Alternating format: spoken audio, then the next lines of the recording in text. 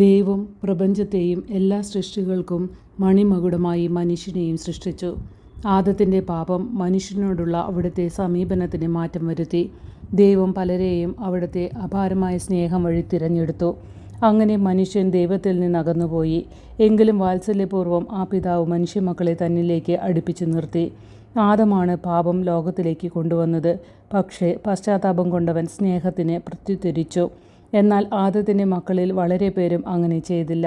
ദൈവജനത്തിൻ്റെ പ്രമാണികളായ നേതാക്കളിൽ ഒരുവനായിരുന്നു നോഹ്. പിന്നെ വന്നത് അബ്രാഹമാണ്.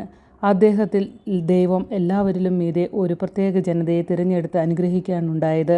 യാക്കോബിൻ്റെ മക്കളെ ഈജിപ്തിൻ്റെ അടിമത്തത്തിൽ നിന്ന് രക്ഷിച്ചെടുത്തതോടെ ദൈവത്തിൻ്റെ തിരഞ്ഞെടുക്കപ്പെട്ട ജനത രൂപം കൊണ്ടു.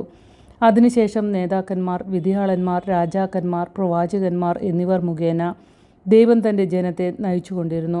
മോശ വഴി മനുഷ്യവർഗവുമായി ദൈവം ഒരു ഉടമ്പടി ചെയ്തു. വാഗ്ദാനം ചെയ്യപ്പെട്ട നാട് അവർക്ക് പങ്കിട്ടു കൊടുക്കുവാൻ നിയുക്തനായത് ജോഷുവ ആയിരുന്നു. ഭരണാധികാരിയായി തങ്ങൾക്കൊരു രാജാവിനെ വേണമെന്നാവശ്യപ്പെട്ടപ്പോൾ ദൈവം അവരുടെ ആഗ്രഹത്തിന് വഴങ്ങി. അവർ അവിശ്വസ്തരായി തീർന്നപ്പോൾ ദൈവം അവരെ ചിന്നിച്ചിതറിച്ചു. അതിനുശേഷം ശുദ്ധീകരിച്ചെടുക്കുകയും ചെയ്തു.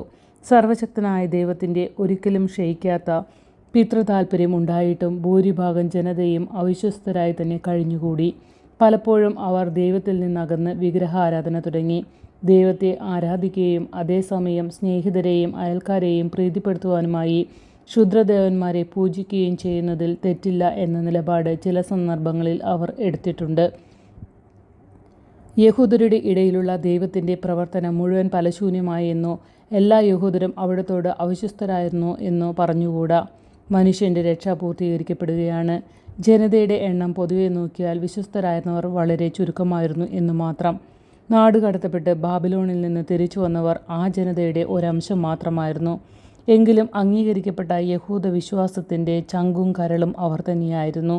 നാടുകടത്തപ്പെട്ട കാലത്ത് അവർ ശുദ്ധീകരിക്കപ്പെട്ടിരുന്നു.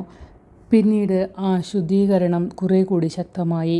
ദൈവത്തിൻ്റെ ആസൂത്രണമനുസരിച്ച് തിരഞ്ഞെടുക്കപ്പെട്ട ഈ കുറച്ചു പേരാണ് രക്ഷകൻ്റെ ലോകജീവിതത്തിന് രംഗമാകാൻ പോകുന്ന വിശുദ്ധ നാടിൻ്റെ അസ്ഥിവാരമിട്ടത്.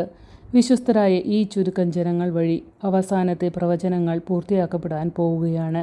ഇവ വഴി രക്ഷയുടെ അവസാനത്തെ അനുഗ്രഹങ്ങൾ സാക്ഷാത്കരിക്കപ്പെടും. രക്ഷകൻ്റെ വരവ് അടുത്തു. നമ്മുടെ കർത്താവായ യേശു മിശിഹ വന്ന് ജനങ്ങളുടെ കൂടെ വസിച്ചു. പഴയ നിയമം അവസാനിച്ചു, പുതിയ നിയമം ആരംഭിച്ചു.